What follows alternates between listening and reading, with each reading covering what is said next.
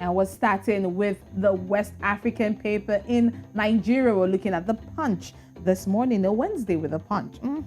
All right, now the front page here talks about crude oil price. MAN warns of hyperinflation. Subsidy hits 400 naira.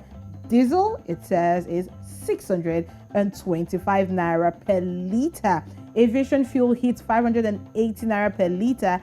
Air travelers stranded to pay more, it says. We rely on diesel. Rise in price means higher cost of production. This is also coming from MAN. That's on page 31 from the Punch this morning. Just last week, I know I tried to get diesel and it was selling at 420 naira to 440 naira per liter. But just yesterday, when I went back to the fuel station, it was over 600 naira per liter. The paper here is saying 625. You can also see this picture here of women, different states in Nigeria. You can see Lagos there, you can see Abuja, you can see Enugu. It's all about the International Women's Day. Well, for the entire week, people will still be talking about the International Women's Day. Close gender gap between men, women in governance, says minister. You can see that from page 2 of the Punch this morning. You can also see this story that we brought to you just yesterday. It's on pages 4 and 5.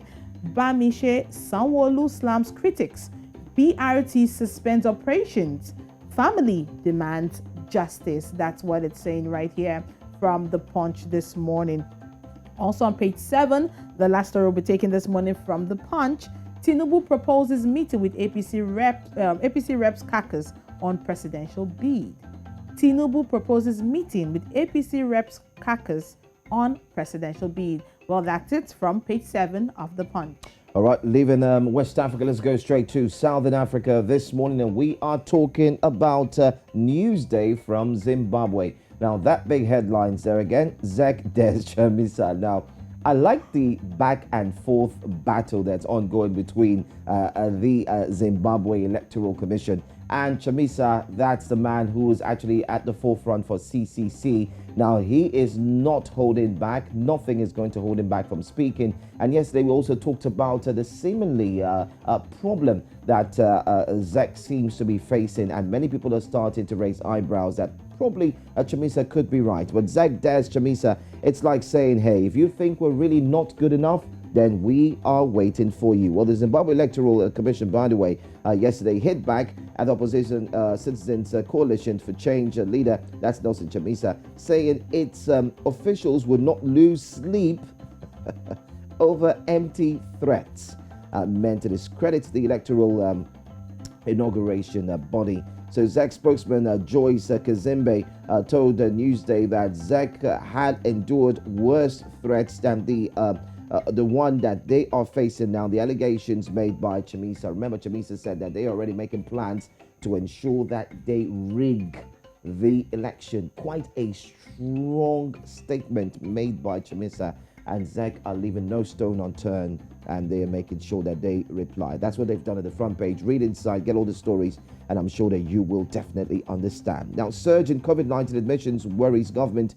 Surge in COVID-19 admissions, it's coming back in Zimbabwe, and you're having the hospitals starting to look a bit half full. So it is indeed worrying the government. So what are they doing? Well, the government yesterday expressed their concern, by the way, concerning the surge. You might want to read about that as well. And there's this young lady out there at the top of the Newsday paper modeling anti-drug abuse campaign.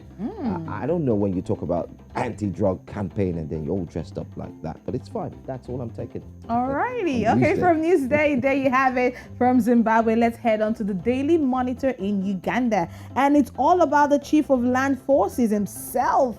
That's the major story coming out from Uganda this morning. General Muhoozi puzzles in Twitter retirement. Man, this guy is a social media kind of person, you know what I'm saying? I mean, right now, everybody's talking about him in Uganda, how he went on Twitter to talk about his retirement from the army, an announcement that his employer, the UPDF, could not confirm. This is causing quite a stir in Uganda as we speak, but you can see all of his infographic. It says bombshell. That's what it's coming out to say, but you can get this information from pages 4 and 5 of the Daily Monitor this morning. Quite a big story coming out of Uganda. We also have that in our top stories this morning. From page 2 and 3, parish model to help women out of poverty. That's what it's saying right here from Daily Monitor. The last one on page 6, Uganda airline gets new board. I think they've had a shuffle of management staff recently. You can get more stories from page 6 of the Daily Monitor.